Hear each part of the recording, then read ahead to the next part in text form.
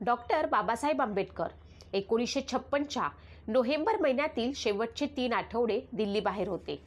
12 November रोजी ते पाटणामार्गे काठमांडूला गेले. तिथे 14 नोव्हेंबर रोजी जागतिक धम्म परिषदेला सुरुवात होणार होती. या परिषदेचे उद्घाटक नेपाळचे तत्कालीन नरेश राजे महेंद्र यांनी केले होते. या कार्यक्रमात नेपाळच्या राजांनी बाबासाहेबांना आपल्या शेजारी बसण्याचा मान दिला होता. त्यांचा हा दौरा भरगच्च कार्यक्रमांनी भरलेला होता. नेपाळमध्ये त्यांनी गौतम बुद्धांचे जन्मस्थान असणाऱ्या लुंबिनीला भेट दिली.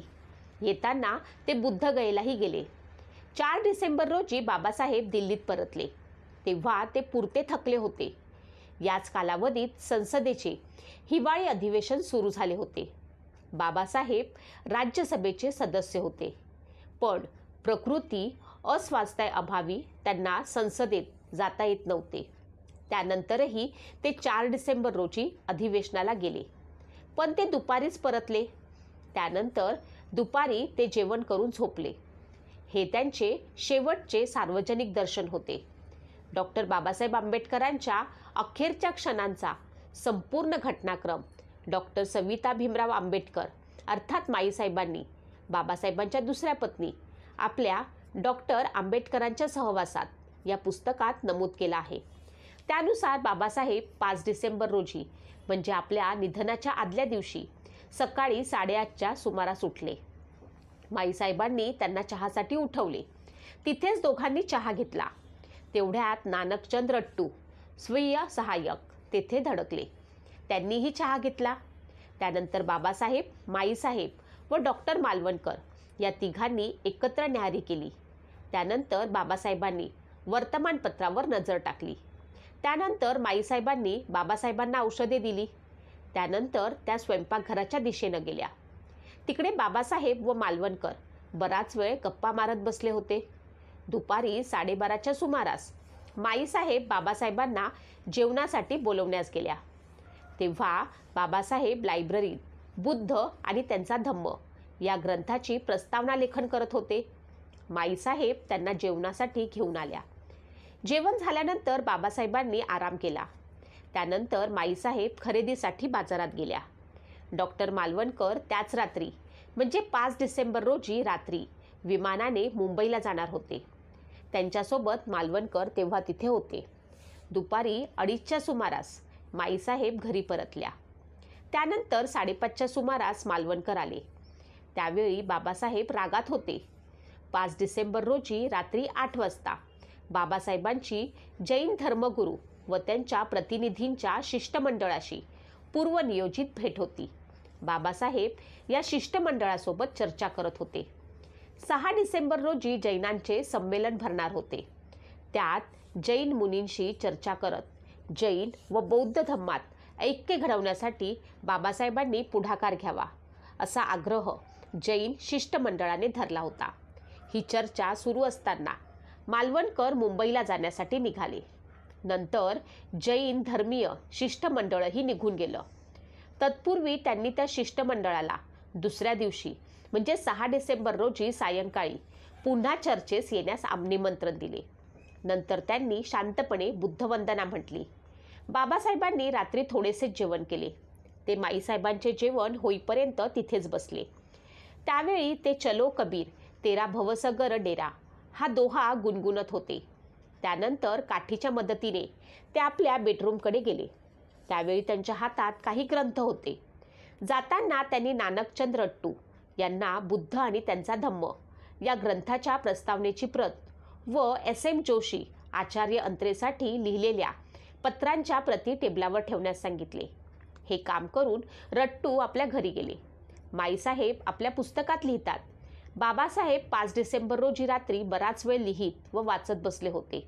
त्यांनी बुद्ध आणि त्यांचा धम्म या ग्रंथाच्या प्रस्तावनेत अखेरची सुधारणाही केली. त्यानंतर 11:30च्या सुमारास ते झोपी गेले. ही रात्र त्यांच्या आयुष्याची अखेरची रात्र ठरली. 6 डिसेंबर 1956 रोजी माईसाहेब नेहमीप्रमाणे उठल्या. चहाचा ट्रे तयार करून बाबासाहेबांना उठवण्यासाठी त्यांच्या खोलीकडे गेल्या.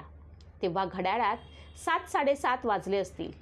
माईसाहेब लिहितात, खोलीत गेल्यानंतर पाहिले की साहेबांचा एक पाय उशीवर टेकलेला होता. मी त्यांना 2-3 वेळा आवाज दिला, पण त्यांची काहीच हालचाल दिसली नाही. मला वाटले त्यांना गाढ झोप लागली असेल.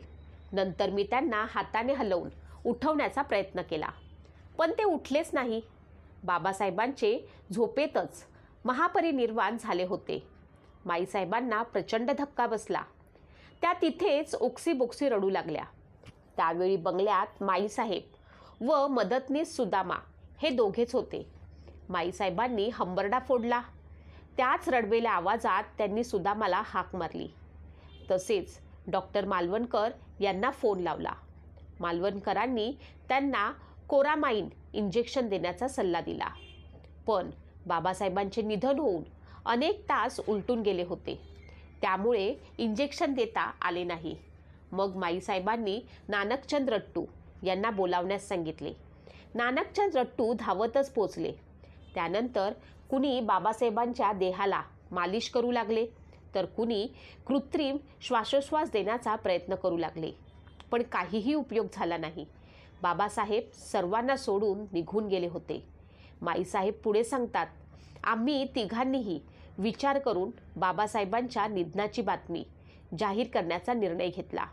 त्यानुसार नानकचंद रट्टू यांनी ओळखीच्या प्रमुख व्यक्ती, सरकारी विभाग, PTI, UNI व आकाशवाणीला फोन करून बाबासाहेब गेल्याची वार्ता दिली.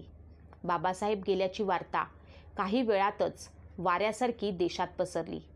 त्यानंतर दिल्लीतील 26 अलीपूर रोडच्या दिशेनं त्यांच्या अनुयायांचे हजारोंचे ताट लोटले. त्यांच्या पार्थिवावरती मुंबईत अंत्यसंस्कार करण्याचा निर्णय झाला. पंतप्रधान पंडित नेहरू यांच्यासह अनेक मंत्र्यांनी त्यांचे अंत्यदर्शन घेतले. जगजीवन राम यांनी बाबासाहेबांचे पार्थिव मुंबईत नेण्यासाठी विमानाची व्यवस्था केली. त्यानुसार पार्थिव नागपूर मार्गे मुंबईत नेण्यात आले. बाबासाहेबांच्या निधनामुळे अवघा दलित समाज शोकसागरामध्ये बुडाला होता. आपल्याच कुटुंबातील कुणाचा तरी मृत्यू झाल्याच्या भावनेतून लाखो लोकांच्या डोळ्यातून अश्रू वाहत होते. सुप्रसिद्ध लेखक दया पवार आपल्या आत्मचरित्रात सांगतात, त्या दिवशी सकाळी मी नेहमीप्रमाणे कामावर निघालो होतो. वर्तमानपत्राच्या पहिल्या पानावर बाबासाहेब गेल्याची बातमी होती. मला धरणीकंप झाल्याचा भास झाला. मी एवढा शोकाकुल झालो की जसे काही माझ्या घरातीलच एखाद्या सदस्याचा मृत्यू झाला आहे. घराची चौकट धरून मी रडू लागलो. मी पेपर वाचून का रडत आहे हे माझी आई व पत्नीला समजत नव्हते.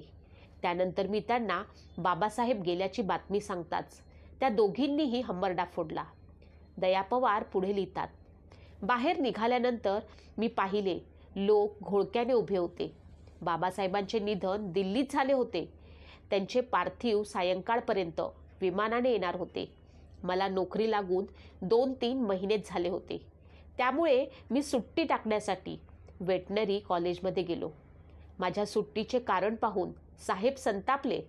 ते म्हणाले, अरे सुट्टीचे कारण हे का लिहिले? आंबेडकर एक नेते होते व तू सरकारी नोकर, काहीतरी खाजगी कारण लिही. मी तसा अत्यंत शांत स्वभावाचा होतो, पण त्या दिवशी मी अर्जातील कारण बदलले नाही. उलट साहेबांना म्हणालो, साहेब ते आमच्या कुटुंबातीलच सदस्य होते. त्यांनी आम्हाला किती दाट काळोखातून बाहेर काढले हे तुम्हाला नाही समजणार. माझ्या नोकरीचे काय याचा विचार न करता मी राजगृहाच्या दिशेने पळत सुटलो. तिकडे एखादा महापूर आल्यासारखे लोक जमले होते. या घटनेमुळे अवघा शोकसागरात बुडाला होता. दया पवार यांनी आपल्या पुस्तकात नमूद केलेली ही भावना केवळ त्यांची एकट्यांचीच नव्हती, तर लक्षावधी भारतीयांची होती. याची पुष्टी CID मुंबईच्या विशेष शाखेच्या विविध अहवालातून होते. या अहवालातून 6 डिसेंबर रोजी दुपारी 1च्या सुमारास दिल्लीत राज्यसभा सदस्य व शेड्यूल कास्ट फेडरेशनचे नेते डॉक्टर BR आंबेडकर यांच्या आकस्मिक निधनाचे वृत्त जंगलातील वणव्याप्रमाणे संपूर्ण शहरात, विशेषतः दलित समाजात पसरले. त्यानंतर मोठ्या संख्येने लोक दादरच्या हिंदू कॉलनी येथील बाबासाहेबांच्या राजगृह या निवासस्थानी पोचले. तिथे त्यांची बाबासाहेबांचे अंत्यदर्शन घेण्याची इच्छा होती. एवढेच लोक सांताक्रूझ विमानतळावरही होते. तिथे बाबासाहेबांचे पार्थिव दिल्लीहून येणार होते.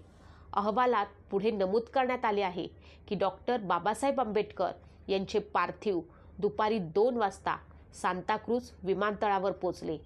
त्यांच्यासोबत श्रीमती आंबेडकर, शांताराम शास्त्री, सोहनलाल शास्त्री, बुद्ध महाबली शास्त्री व अन्य काही लोक होते. यावेळी तिथे जवळपास 50,000 लोक आपल्या नेत्याचे अंत्यदर्शन घेण्यासाठी जमले होते. त्यानंतर त्यांची अंत्ययात्रा त्यांच्या निवासस्थानापर्यंत काढण्यात आली. लेखक धनंजय कीर बाबासाहेबांच्या अंत्ययात्रेविषयी सांगतात. उत्तर मुंबईची संपूर्ण वाहतूक 5 तास बंद पडली होती. त्या महापुरुषाच्या दर्शनासाठी एवढ्या मोठ्या मार्गावरती दोन्ही बाजूंना मुंग्यांसारखे लोक जमले होते. घरांवर, झाडांवर, खांबांवर सगळीकडे लोक दिसून येत होते. बाबासाहेबांची अंत्ययात्रा जवळपास 2 मैल लांब होती. अंत्ययात्रा ज्या ट्रकवरून काढण्यात आली तिच्यावर फुलांचा वर्षाव सुरू होता. याचीही पुष्टी CIDच्या रिपोर्टमध्ये होती. हा रिपोर्ट सांगतो की 1:40च्या सुमारास बाबासाहेबांचे पार्थिव जनतेच्या दर्शनार्थ एका ट्रकवर ठेवण्यात आले. अंत्ययात्रा खारेघाट, व्हिंटेज road, Dadar road, Poiwadi, Elphinstone bridge, Sayani road, Gokhale road, Ranade road मार्गे सायंकाळी 6:30 वाजता शिवाजी पार्क स्थित चौपाटीवरती पोहोचली. यावेळी जवळपास लाखो लोक उपस्थित होते. यावेळी आचार्य अत्रे यांनी आपले मनोगत व्यक्त केले. ते म्हणाले, मराठी पत्रकार व लेखकांच्या वतीनं भारतातील एका महान विभूतीला श्रद्धांजली अर्पण करण्यासाठी मी उभा आहे. या महान नेत्याच्या मृत्यूचीच कीव वाटू लागली आहे. मरणानेच आज आपले हसू करून घेतले आहे. मृत्यूला काय दुसरी माणसे दिसली नाहीत. मग त्याने इतिहास निर्माण करणाऱ्या या नरपुरुषावर एका महान जीवनाच्या या ग्रंथावरती इतिहासाच्या एका पर्वावरच काच बरं झडप घातली.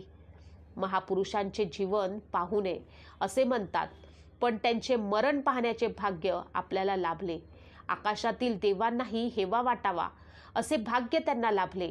भारताला महापुरुषांची वाम कधी पडली नाही, परंतु असा युगपुरुष शतकोनशतकी होणार नाही. झंझावाताला मागे सारणारा महासागराच्या लाटांसारखा त्यांचा अवखळ स्वभाव होता. जन्मभर त्यांनी बंड केले. आंबेडकर म्हणजे बंड. असा बंडखोर, शूरवीर, बहादूर पुरुष आज मृत्यूच्या चिरनिद्रेच्या मांडीवरती कायमचा विसावा घेत आहे. त्यांचे वर्णन करण्यास शब्द नाहीत. त्यानंतर बाबासाहेबांचे पार्थिव चंदनाच्या चितेवर ठेवण्यात आले. त्यांना शासकीय मानवंदना देण्यात आली. त्यानंतर यशवंतराव आंबेडकरांनी रात्री 7:30च्या सुमारास बाबासाहेबांच्या पार्थिवाला अग्नी दिला आणि ज्ञानाचा महामेरू पंचतत्वात विलीन झाला. बाबासाहेबांच्या पार्थिवाला अग्नी देताच उपस्थित धाय मोकलून रडू लागले. बाबासाहेब भारतातील दीनदुबळ्यांचा आवाज होते. त्यामुळे त्यावेळी त्यांच्या निधनाने अवघा देश हळहळला. आजही वयोवृद्ध लोक या घटनेची आठवण सांगताना म्हणतात की बाबासाहेबांच्या मृत्यूची बातमी समजली आणि आम्ही वाट मिळेल तिकडे धावत सुटलो. अनेक जण धुळीने माखलेल्या रस्त्यावर लोळून ओक्सीबोक्सी रडताना आम्ही पाहिले. मुंबईचा लाखोंचा जनसागर, आक्रोश, अश्रू आणि घोषणा, बाबासाहेब अमर रहे. दलित, मागास, शोषित सगळेच त्या दिवशी पोरके झाले होते. आजही त्यांचे शेवटचे 24 तास आपल्याला सांगून जातात, आयुष्य कितीही कठीण असो, लढा थांबू नये. शिक्षण, संघटना आणि संघर्ष हीच खरी श्रद्धांजली बाबासाहेबांना. बाबासाहेब गेले, पण त्यांचे विचार आजही जिवंत आहेत. संविधानाच्या प्रत्येक ओळीत, प्रत्येक न्यायाच्या लढ्यात आणि प्रत्येक विद्यार्थ्याच्या पुस्तकात ते आपल्याला आजही दिसतात. त्यांनी अखेरच्या श्वासापर्यंत कार्य केलं, लिहिलं आणि लढले. कारण त्यांचं जीवन हे फक्त त्यांचं नव्हतं, ते संपूर्ण समाजाचं होतं. जर तुम्हालाही बाबासाहेबांची ही शेवटची कथा मनाला भिडली असेल तर ही ज्योत विझू देऊ नका. व्हिडिओला लाईक करा. तुमचं मत कमेंटमध्ये नोंदवा. आणि बाबासाहेबांचे विचार जगभर पोचवण्यासाठी व्हिडिओ नक्कीच शेअर करा. Thanks for watching.